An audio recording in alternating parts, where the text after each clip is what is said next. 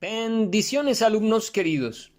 Hoy con ustedes una vez más, trayéndoles una nueva lección de nuestro discipulado, Mi identidad en Cristo, la cual se titula Soy perdonado. El perdón es sin duda una de las más grandes bendiciones de la vida cristiana. Así lo describió el rey David en el Salmo 32, versículo 1 y 2. Bienaventurado aquel cuya transgresión ha sido perdonada y cubierto su pecado. Bienaventurado el hombre a quien Jehová no culpa de iniquidad y en cuyo espíritu no hay engaño. Además, la voluntad de Dios no es la de condenar al mundo. Juan 3:17 nos dice: porque no envió Dios a su Hijo al mundo para condenar al mundo, sino para que el mundo sea salvo por él. Esto lo vemos en una ocasión descrita en Juan, capítulo 8, desde el versículo 1 hasta el 11, donde los escribas y fariseos trajeron a Jesús a una mujer sorprendida en adulterio y poniéndola en medio le dijeron: en la ley nos mandó Moisés apedrear a tales mujeres. ¿Tú pues qué dices?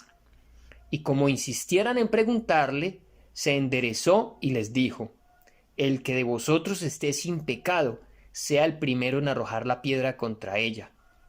Pero ellos, al oír esto, acusados por su conciencia, salían uno a uno, comenzando desde los más viejos hasta los postreros, y quedó solo Jesús y la mujer que estaba en medio. Entonces Jesús le dijo: ni yo te condeno, vete y no peques más. Aunque Jesús tenía autoridad para condenarla, no lo hizo, pero tampoco toleró su pecado, por lo que le dijo: vete y no peques más. Pues Jesús conocía que el pecado trae grandes consecuencias a nuestra vida. Por ejemplo, el pecado nos separa de Dios, así lo dice Romanos 3:23. Por cuanto todos pecaron y están destituidos de la gloria de Dios. Y además, en el pecado vivimos bajo maldición. Gálatas 3:10. Porque todos los que dependen de las obras de la ley están bajo maldición, pues escrito está: maldito aquel que no permaneciere en todas las cosas escritas en el libro de la ley para hacerlas.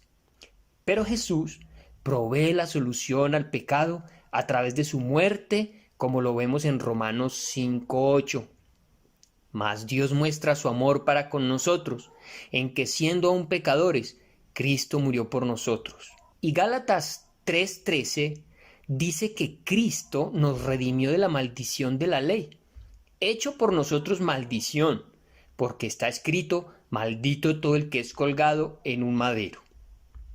De esta manera, nuestras culpas fueron anuladas y nuestra posición delante de Dios cambió.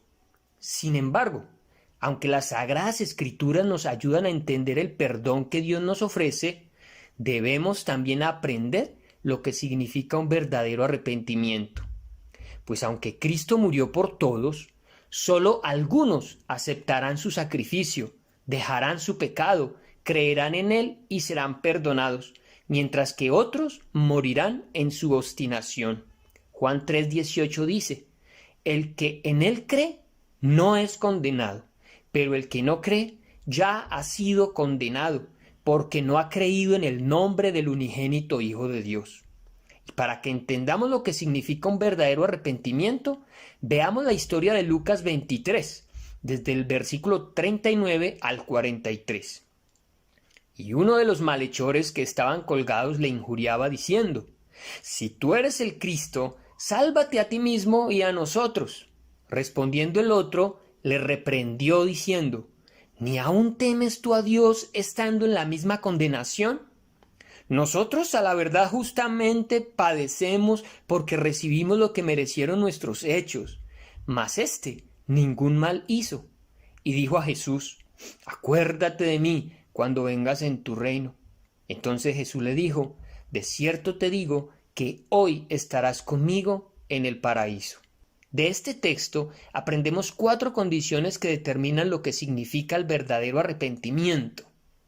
Primera condición: temer a Dios y apartarnos del mal.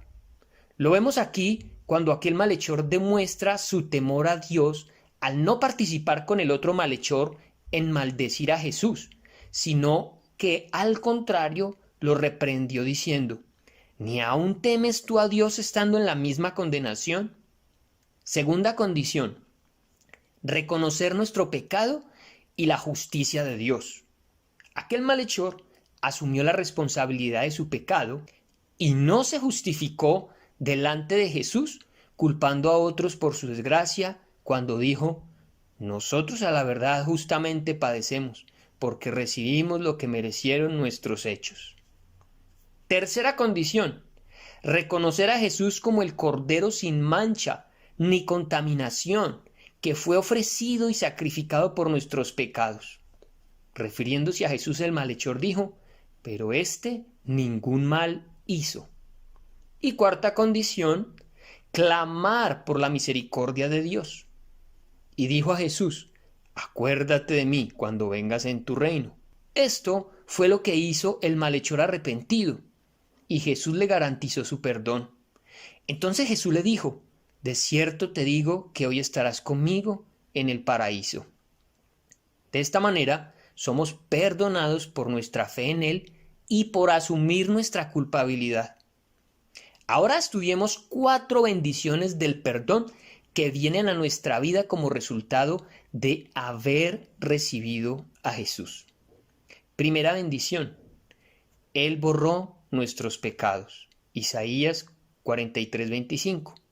Yo soy el que borro tus rebeliones por amor de mí mismo, y no me acordaré de tus pecados.